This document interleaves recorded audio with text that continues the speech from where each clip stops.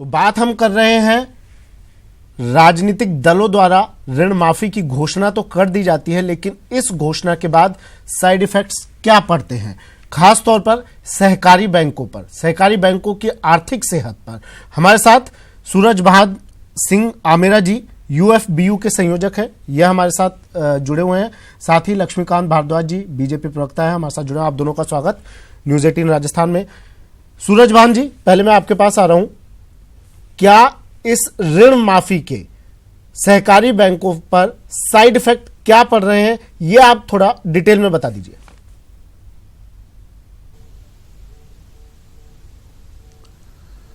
ऋण माफी जो अपने शब्द से ही भावार्थ को स्पष्ट करती है, ऋण लेना और ऋण का भुगतान करना, और इसमें पूंजी और धन का पूरी तरह उपयोग होता है।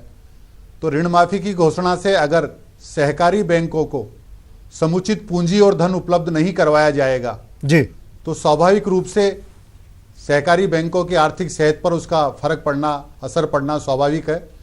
तो कर्ज माफी, किसान की कर्ज माफी, करोड़ों अरबों रुपए के कॉरपोरेट घरानों के ऋण माफी को देखते हुए व्यावहारिक रूप से किसान की सामाजिक सुरक्षा के लिए और समाज स्वास्थ्य के लिए जरूरी है। लेकिन सरकार ने अगर ऋण माफी की घोषणा की है तो उस ऋण माफी के पेटे समुचित बजट प्रावधान होना चाहिए।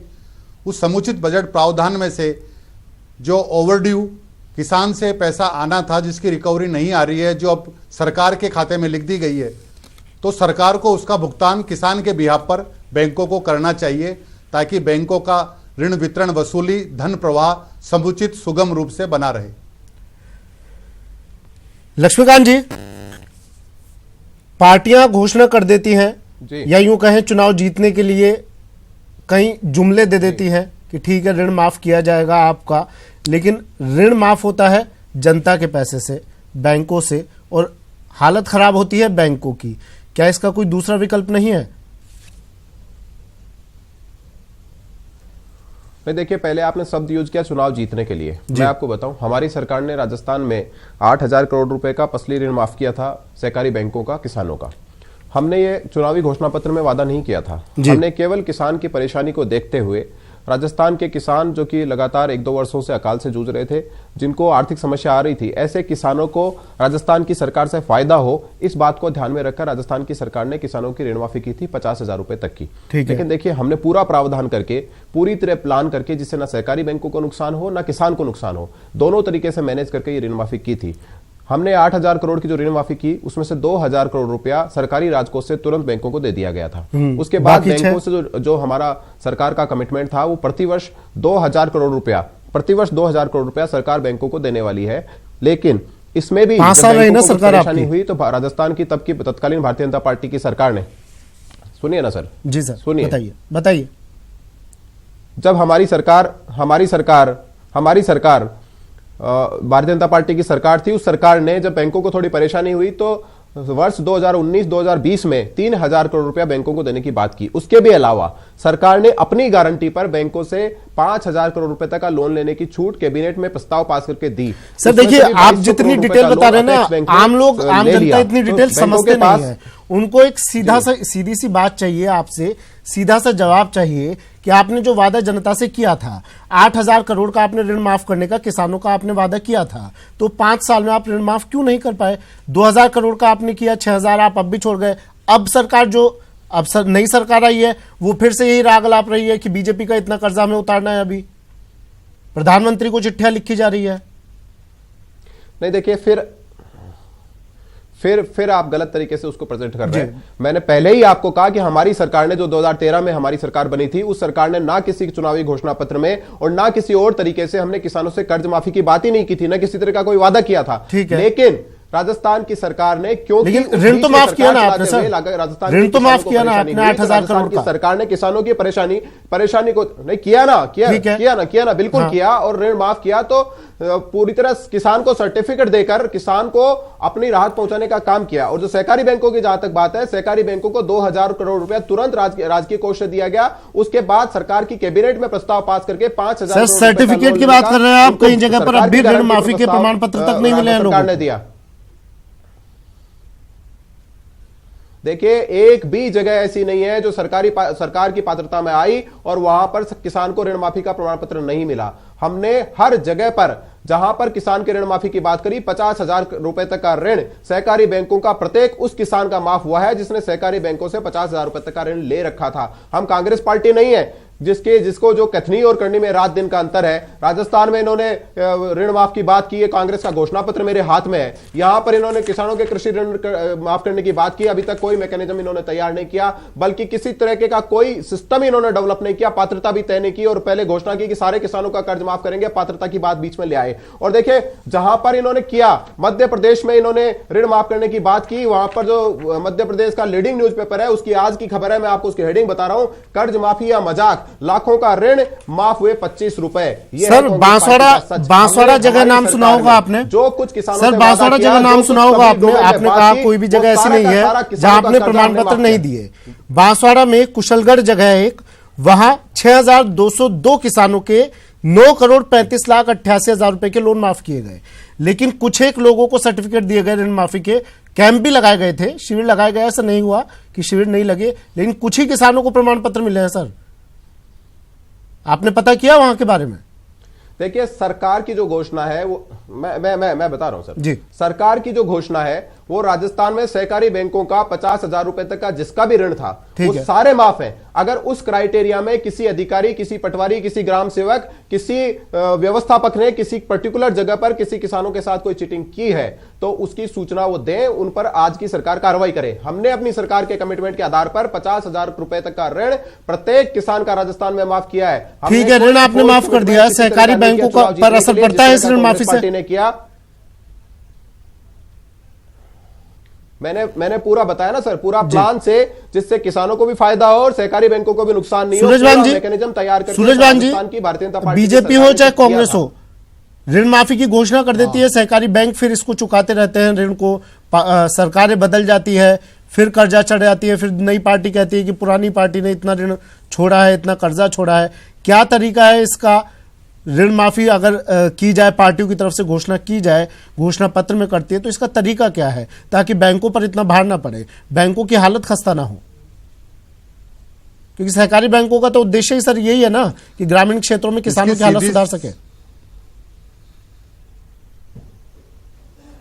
सुमित जी, इसकी सीधी सी व्यवस्था यही है कि कोई भी सरकार किसी भी घोषणा के लिए समुचित रूप से बजट प्रावधान करे।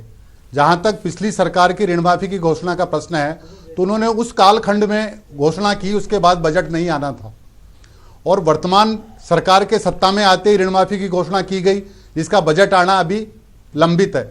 तो पिछली सरकार का 6,000 करोड़ का जो भार वर्तमान में ऋण माफी के पेटे और 5,000 करोड़ रुपए का नया ऋण सहकारी बैंक ने किसानों को दिया। इस प्रकार 11,000 करोड़ रुपया ओवरड्यू सरकार की तरफ बोल रहा है। अब वर्तमान सरकार उसी आर्थिक भार को प्रधानमंत्री जी को चिट्ठी लिखते हुए कह रही है कि वे समुचित वित्तीय आर्थिक सहायता राजस्थान को उपलब्ध कराई जाए ताकि ऋण माफी को अमली जामा पहनाया जा सके। तो इसका समुचित प्रावधान होने पर ही सहकारी बैंक इसके प्रभाव से बच सकते हैं, क्योंकि सहकारी बैंकों को आजकल 18,000 करोड़ का बोझ पड़ेगा। आर्थिक अनुशासन सूरजवान जी, आर्थिक मापदंडों की भी पालना कांग्रेस ने जो घोषणा की थी ऋण माफी की जी, उससे सरकार पर 18,000 करोड़ का बोझ पड़ेगा। अब इस बोझ का बैंकों पर क्या असर पड़ने वाला है? मैं आपका फिर ध्यान दिलाना चाहूंगा कि पिछली सरकार ने जो कर्ज माफी की घोषणा की उसमें 6,000 करोड़ रुपए सरकार की तरफ बकाया बैंकों का बोल रहा है। वो 6,000 करोड़ बैंकों का सरकार को, बैंकों को देना है। तो कर्जा माफी की साथ ही किसान को कर्जा माफ करके उसके हाल पर तो छोड़ नहीं दिया जाता। तो 8,000 का कर्ज भी माफ किया और 5,000 करोड़ का नया फसली ऋण भी सहकारी बैंकों ने अपने स्वयं के संसाधनों से उपलब्ध कराया। तो इस प्रकार 11,000 करोड़ की देनदारी तो सरकार की तरफ बैंक की बैलेंस शीट में बोल रही है। अब आपका ओवरड्यू और आउटस्टैंडिंग बढ़ता जा रहा है और बैंक की कैपिटल नहीं बढ़ रही है, तो बैंक की पूंजी को बढ़ाने के लिए सरकार को धन की व्यवस्था करना जरूरी होता है। तो सहकारी बैंकों को हर राजनीतिक घोषणा के प्रावधान के साथ समुचित बजट प्रावधान करते हुए धन उपलब्ध करवाने की आवश्यकता है। वर्तमान सरकार, चलिए हमारे साथ कांग्रेस विधायक प्रशांत बेहरा जी भी हमारे साथ जुड़ गए हैं। प्रशांत जी, स्वागत है आपका न्यूज 18 में।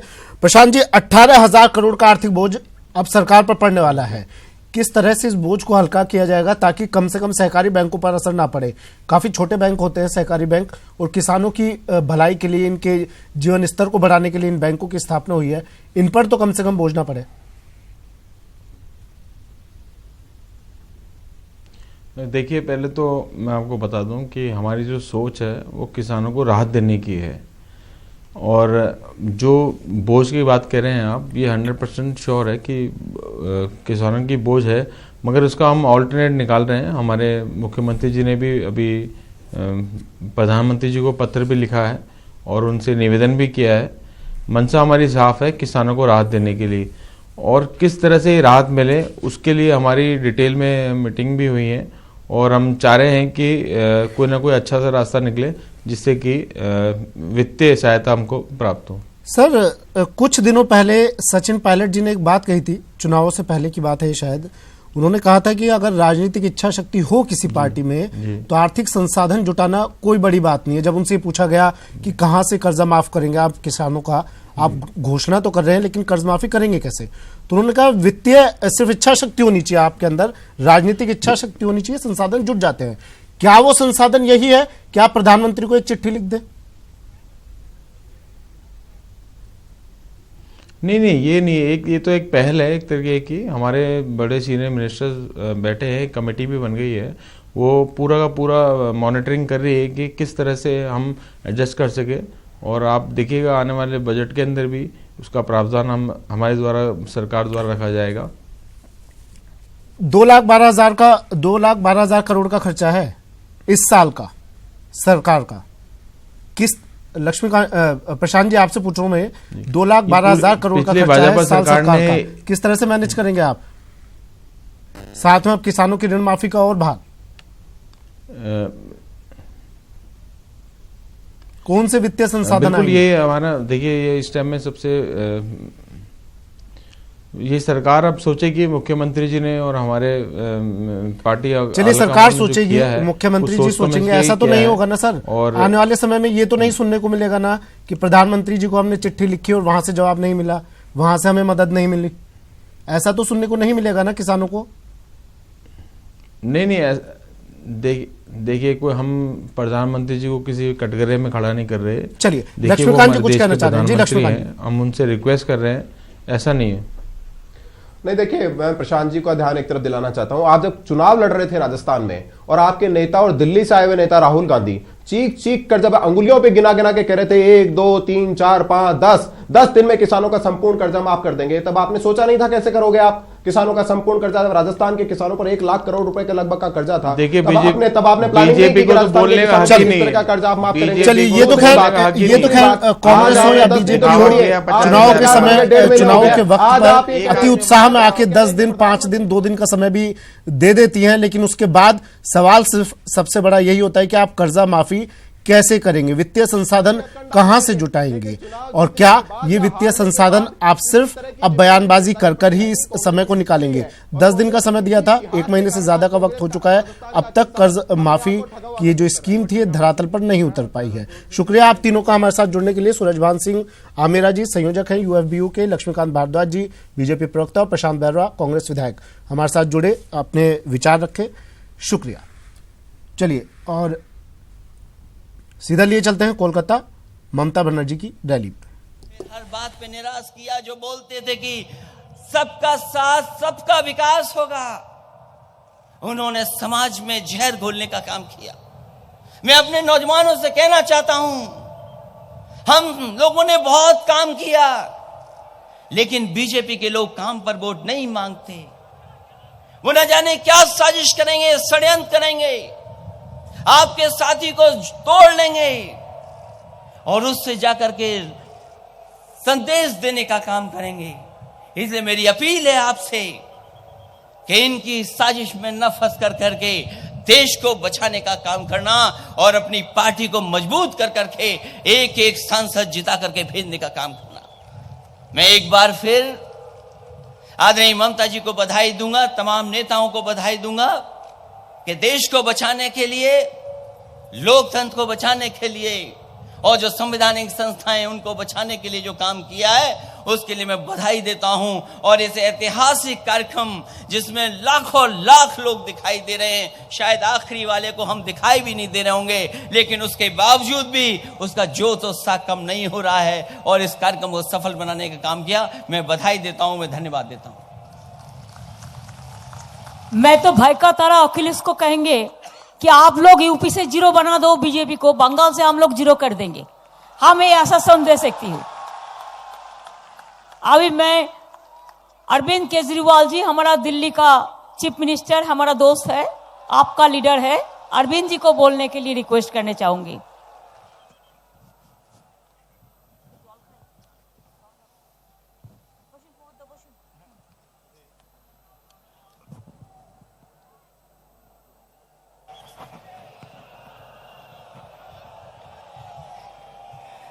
आज बंगाल के कोने कोने से आए हुए इतनी लाखों की संख्या में सभी भाइयों बहनों, माताओं, बुजुर्गों, बच्चों, आप सब लोगों को मेरा हाथ जोड़ के नमस्कार, सबको मेरा प्रणाम। पूरे देश के कोने कोने से आए हुए कई पार्टियों के नेतागण जो स्टेज पे बैठे हुए हैं, उन सब लोगों को भी मेरा हाथ जोड़ के नमस्कार, सबको मेरा प्रणाम। दोस्तों, मैं समझता हूं कि आज भारत की राजनीति में एक बेहद महत्वपूर्ण और ऐतिहासिक दिन है। पिछले 5 साल में बढ़ते अगली खबर की ओर। श्रीगंगानगर से खबर, जहां डॉक्टर्स की लापरवाही से एक मरीज की मौत हो गई। सीएमएचओ नरेश बंसल ने पदमपुर के 2 डॉक्टर्स को एपीओ कर दिया है। सुधीर अरोड़ा, शिव कुमार बिश्नोई को एपीओ किया गया है। केसरी सिंहपुर के डॉक्टर जितेंद्र को पदमपुर कार्यवाहक के तौर पर लगाया गया है।